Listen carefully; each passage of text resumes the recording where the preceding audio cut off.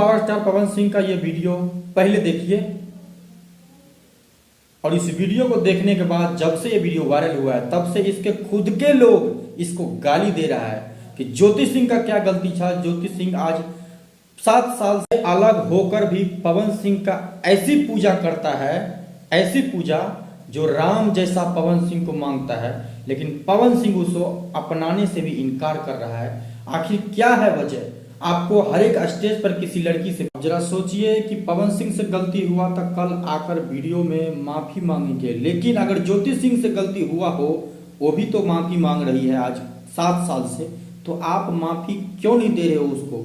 आखिर ज्योति सिंह का क्या ही गलती है? गलती हुआ भी हो ज्योति सिंह से तो पवन सिंह को माफ कर देना चाहिए, नहीं तो पवन सिंह को भी माफ नहीं करेंगे ये भोजपुरी के लोग, क्योंकि भोजपुरी सुनने वाला ही अब पवन सिंह का बहिष्कार करना शुरू कर दिया है। इसका हरकत